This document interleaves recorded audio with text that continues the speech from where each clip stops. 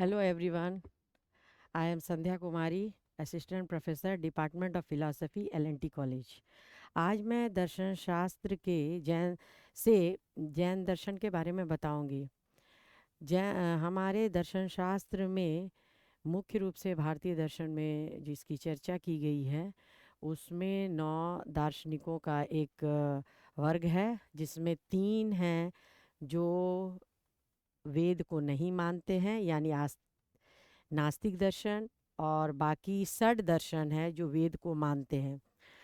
न- नास्तिक दर्शन में चारवाक दर्शन, जैन दर्शन और बौद्ध दर्शन आता है, क्योंकि ये वेद की सत्ता का खंडन करते हैं। आ, और जो आस्तिक दर्शन है उसमें षड दर्शन यानी कि न्याय वैशेषिक, सांख्य और योग दर्शन, मीमांसा और वेदांत दर्शन आते हैं। ये वेद की सत्ता को मानते हैं, इसीलिए इसे आस्तिक दर्शन कहा जाता है।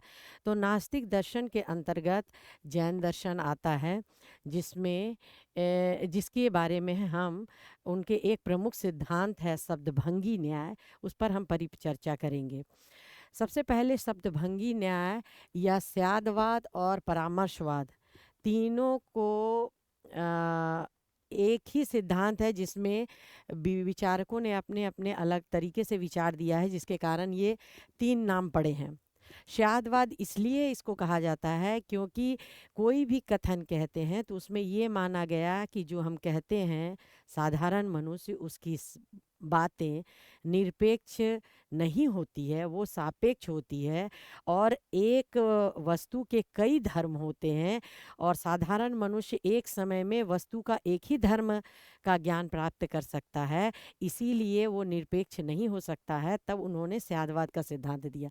उसी प्रकार सप्तभंगी यानी 7 प्रकार का न्याय, कोई भी एक निर्णय देते हैं उसको मैक्सिमम 7 तरीके से एनालाइज किया जा सकता है। जो एक आगे है परामर्शवाद, जिसका हम इसी कड़ी में चर्चा करेंगे। अब तो हम सबसे पहले सप्तभंगी न्याय के बारे में हम बात करेंगे। सप्तभंगी न्याय जो है मुख्य रूप से 7 प्रकार का कथन है, यानी 7 प्रकार का निर्णय है। ये न्याय है, एक कथन ही नहीं बल्कि निर्णय है। ये कोई भी व्यक्ति जो कथन करते हैं उसका 7 प्रकार से निर्णय हो सकता है। जैन दर्शन का एक प्रमुख सिद्धांत है कि ज्ञान स्वप्रभासी है। ज्ञान मतलब वो स्वयं को ही हर चीज़ों को स्वतः स्पष्ट कर देती है, उसको स्पष्ट करने के लिए किसी और की ज़रूरत नहीं होती है। उनका कहना है चेतना से युक्त पदार्थ ही जीव है। जिस सत्ता को आत्मा कहा जाता है तो वो स्वयं को और अन्य वस्तुओं को प्रकाशित करती है, यानी आत्मा स्वयं अपने आप को और अन्य वस्तु दोनों को।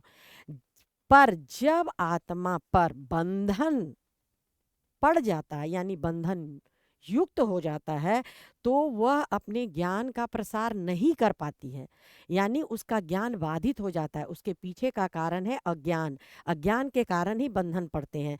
और जब अज्ञान में रहता है आदमी तो आत्मा स्वयं को प्रसारित नहीं कर पाती है, तो वैसी स्थिति में उसका ज्ञान अधूरा रहता है।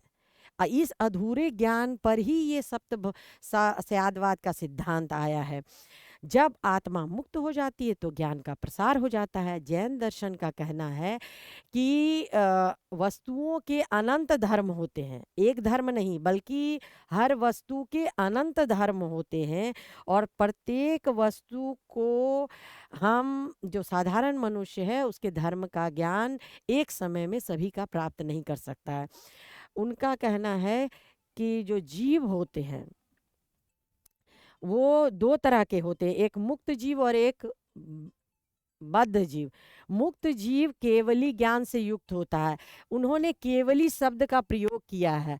ये केवली ज्ञान एक बहुत बड़ा ज्ञान है, जिसको कहते हैं केवलीय ज्ञान का मतलब ये होता है कि वो इंसान पूर्ण रूप से मुक्त होता है, बंधन से मुक्त होता है, उसको अल्टीमेट रियलिटी का ज्ञान होता है।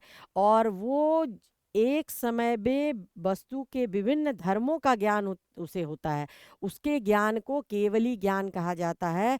वो अनंत धर्मों से युक्त होता है और उस केवली ज्ञान के केवली जब व्यक्ति केवल्य को प्राप्त कर लेता है तो वो ज्ञान बंधन मुक्त होकर परम सत्ता को ज्ञान प्राप्त करता है। उसे केवली ज्ञान करते हैं, जो केवल्य प्राप्त कर लेते हैं उसे ही केवल्य ज्ञान करते हैं, जिसको कि गीता में नो योर सेल्फ, बौद्ध धर्म में बोधि कहा जाता है। और शंकराचार्य ने तो उसे अहम ब्रह्मास्मि और तत्वमसी से ऊपर उठकर अहम ब्रह्मास्मि के स्तर तक विचार उन्होंने अपना सिद्धांत दिया। और उन्होंने बतलाया कि जब ज्ञान प्राप्त होता है तो स्वयं में ही परम तत्व का अनुभव करने लगता है। यहाँ तो हम देख रहे हैं कि ज्ञान की सापेक्षता यानी थ्योरी ऑफ रिलेटिविटी, इस सिद्धांत में थ्योरी ऑफ रिलेटिविटी जो साइंस में हम पढ़ते हैं वही यहाँ जैन दर्शन में स्पष्ट किया गया है। अब जैन दर्शन में उनका कहना है कि जब हम किसी वस्तु का ज्ञान प्राप्त करते हैं तो वो किसी स्थान काल दृष्टि विशेष के अनुसार सत्य होता है, यानी उसका ज्ञान केवल एक दृष्टिकोण से सत्य होता है। जैन दर्शन के अनुसार साधारण मनुष्य को निरपेक्ष ज्ञान नहीं होता है, इसीलिए उसके निर्णय को न्याय कहा जाता है, यानी कथन। जैसे हम कहते हैं, हम साधारण आदमी ये कहते हैं कि ये वस्तु सफ़ेद है, तो हम उसको इस दृष्टि से कह रहे हैं कि वो हम साधारण आदमी हैं, उसको मान ले रहे हैं, हम अपनी दृष्टि डाल रहे हैं और वस्तु हमें सफ़ेद दिखाई देती है, तब हमको कहते हैं द थिंग इज़ वाइट। लेकिन जब लाइट ऑफ रहेगी, कमरा अंधेरा रहेगा, तो हम उसको लाइट ब्लू ग्रीन कुछ भी नहीं कह सकते, वहां तो विजिबल ही नहीं है। तो वो हमारा एक दृष्टिकोण से एक समय काल परिस्थिति के अनुसार वो कथन सत्य है। तो ये हमारा कथन एक तरह से अपूर्ण कथन हुआ, ये पूर्ण कथन नहीं है, ये हमारा अपूर्ण कथन है। इसीलिए उन्होंने शायदवाद का सिद्धांत दिया है। जब हम हमारा कथन तब हमारा उनका कहना है जैन दार्शनिकों का, जब हम कथन करते हैं या कोई बात कहते हैं तो हमारा जो निर्णय होता है वह आंशिक सत्य होता है। इसीलिए अगर आप कह देते हैं कि शायद वस्तु सफ़ेद है, तब वो सही हो सकता है, ऐसे सही नहीं है। साधारण मनुष्य का आंशिक ज्ञान होने के कारण उसमें संदेह, संशय, संभावनाएं और अनिश्चितता रहता है, उसमें निश्चितता नहीं होती है, तो ज्ञान वो सापेक्ष हो जाता है। इसीलिए स्यादवाद सिद्धांत जैन ने दिया है। जैन दर्शन ने एक उदाहरण, हाथी का उदाहरण दिया है। उसमें 6 अंधे लोग थे, उसके सामने हाथी छोड़ दिया, तो हाथी को जब वो कोई पैर को पकड़ा तो उसे खंभा समझ रहा था, कोई कान को पकड़ा तो उसे सूप समझ रहा था, कोई सूंड को पकड़ा तो उसे सर्प समझ रहा, और कोई शरीर को छुआ तो उसको दीवार समझ रहा था। तो हम यहाँ पर देखते हैं कि हमारा ज्ञान भी बिल्कुल उसी तरह है। लेकिन जब उसको बताया गया कि ये पूरा हाथी है, तो सब मिल के जब वहाँ पहुँच सबों ने अपना अपना बात जोड़ा और उसको स्पष्टीकरण दिया, तब ये समझ में आया कि वो हाथी है। तो हमारा ज्ञान भी बिल्कुल ऐसे ही है, वो आंशिक है, पूर्ण नहीं है। तो दार्शनिक भी जितने हुए हैं वो उनके देखने के नज़रिए के अनुसार ही उन्होंने सिद्धांत दिया। तभी तो कहा जाता है दर्शन देखने की दृष्टि है और दृष्टि ही सृष्टि है। जो हम देखते हैं वही सृष्टि होता है। सृष्टि हमारा नज़रिया नेगेटिव भी हो सकता है, पॉजिटिव भी हो सकता है, दोनों हो सकता है, या मिक्स भी हो सकता है। तो हम जैसी हमारी दृष्टि रहेगी, हमारा सृष्टि बिल्कुल वैसा ही रहेगा। बाद में कहा गया कि भाषा और विचार एक निर्दोष प्रणाली है, और इसमें एक वस्तु के धर्म का जब उसकी ओर आकर्षण होता है तो उसमें कई धर्म होता है, लेकिन साधारण मनुष्य तो एक ही धर्म को देखता है, इसीलिए उसी के अनुसार वो सत्य होता है। यही सिद्धांत को पाश्चात्य दर्शन में विटगेनस्टाइन ने भी कहा है कि शब्द जो होता है, एक ही शब्द विभिन्न प्रसंग में जब उपयोग किया जाता है तो उसका भिन्न भिन्न अर्थ होता है। उसी प्रकार टॉलमी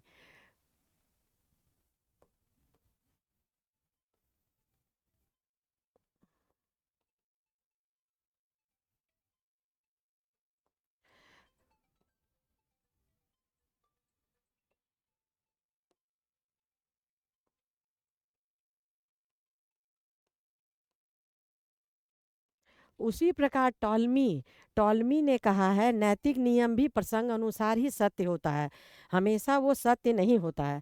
जैन दर्शन के ज्ञान सिद्धांत को सापेक्षवाद कहा जाता है, जिसमें वस्तुओं के अनंत धर्म हैं, एक धर्म नहीं है, तभी सापेक्षता का सिद्धांत आ रहा है। ये स्यादवाद वास्तव में सापेक्षवाद है। ये स्यादवाद वास्तव में सापेक्षवाद है, कई धर्म हैं इसमें।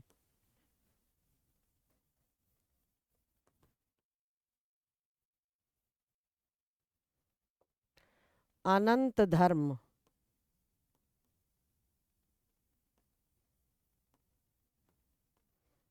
अनंत धर्म है, उसका हमें एक धर्म का ही ज्ञान प्राप्त होता है। व्हाइट हेड जो पाश्चात्य दार्शनिक है, उन्होंने भी कुछ ऐसा ही कहा है। अब हम हमारे दार्शनिक ने जो विचार दिया है उसमें एक परामर्शवाद भी है, जो इसी सिद्धांत को कोई अ, उनको एनालिसिस करने के बाद उसको परामर्शवाद, यानी उनका कहना है कि कोई भी निर्णय करते हैं तो उसका परामर्श होता है, तो उसके परामर्शवाद को दो भागों में बांटा गया है।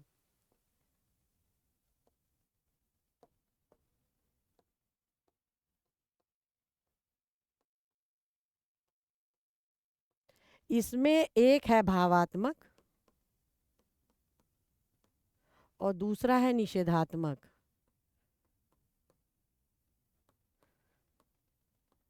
भावात्मक जो परामर्श होता है उसमें वस्तु के उसी धर्म को संजोग संजोग किया जाता है, और जो निषेधात्मक होता है उसमें वस्तु के उस धर्म को न लेकर अन्य वस्तु के धर्मों को संयुक्त किया जाता है, तब हमारा निगेटिव ये परामर्श आता है। जैसे, और उन्होंने 7 प्रकार के परामर्श बतलाए। सबसे पहला, कोई वस्तु शायद है, ये भावात्मक कथन जो होते हैं उसका एक सामान्य रूप है। दूसरा है वस्तु नहीं है। तीसरा है वस्तु हो भी सकता है, नहीं भी हो सकता है। चौथा है कि वस्तु के बारे में कुछ नहीं कहा जा सकता है।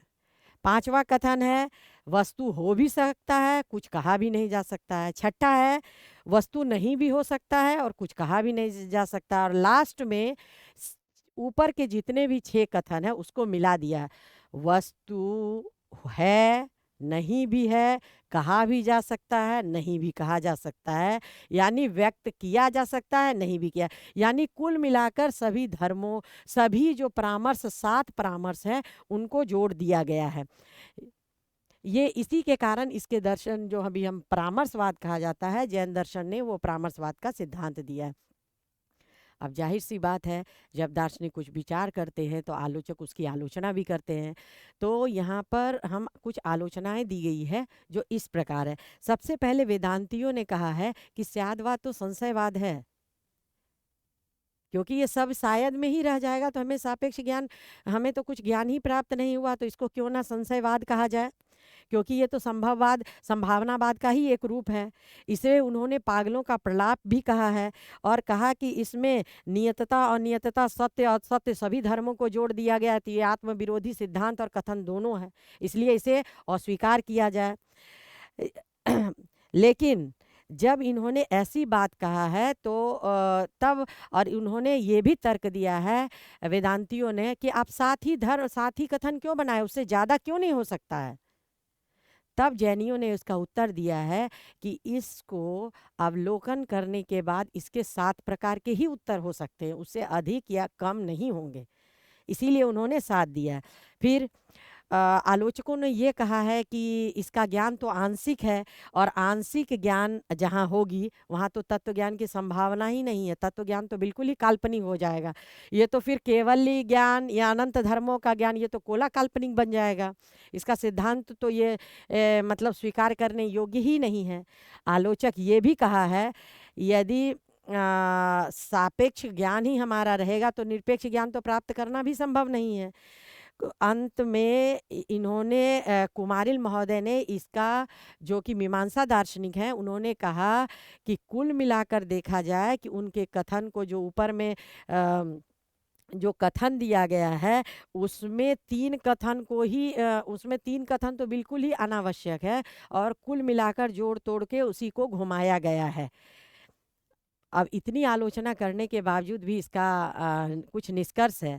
यह प्रथम प्रथम आक्षेप जो उनके ऊपर लगाया गया, तो साम्यवादियों ने उसका उत्तर दिया है कि यह संशयवाद न होकर एक सापेक्षवाद है। यानी वेदांतियों ने जो आरोप लगाया कि आपका यह सिद्धांत संशयवाद है, तो उसके उत्तर में साम्यवाद ने कहा नहीं, ये सापेक्षवाद है। दूसरा, पुनः साम्यवाद यह नहीं है कि वस्तु के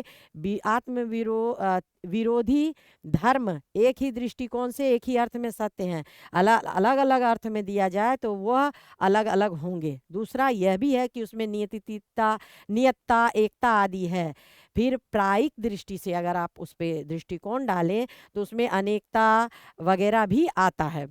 अब इस दर्शन की इतनी आलोचना करने के बावजूद भी ये महत्व है।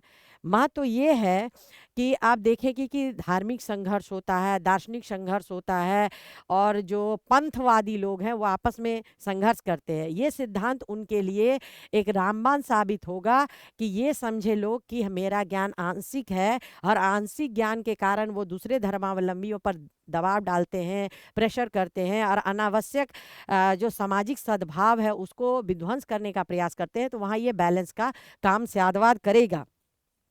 उदारवादी और सहिष्णु इसका दृष्टिकोण होने के कारण इसे सभी ने स्वीकार किया है। और हम अपने इसका और भी हम इसका यूटिलाइजेशन है कि हम अपने दैनिक जीवन में जो अनुभव करते हैं, और फिर हमारे अंदर बहुत तरह की बातें चलती है, तो हम केवल एक दृष्टिकोण से सोचते हैं, तो वहाँ हम धोखा खा जाते हैं और वास्तविक स्थिति कुछ और होती है। तो दैनिक जीवन में भी हम साम्यवाद का उपयोग करते हैं, और ज्ञान में इसमें नवीनता आएगी, शोध भी, जिसके कारण विज्ञान जगत में और सभी विभागों में उसका शोध के प्रक्रिया को आगे बढ़ाने में मदद मिलेगी। सत्य को सही से परिभाषित किया जाएगा, और हर विवादों का समाधान यहाँ साम्यवाद सिद्धांत में जैन दार्शनिक, जो कि ईसा पूर्व के दार्शनिक हैं, उन्होंने दिया है। इसीलिए उनके साम्यवाद सिद्धांत या परामर्शवादी सिद्धांत या शब्दभंगी न्याय को विशेष महत्व देना चाहिए, और उसके महत्व को इनकार नहीं करना चाहिए। इसीलिए उनका सिद्धांत महत्वपूर्ण है। इसके साथ ही धन्यवाद।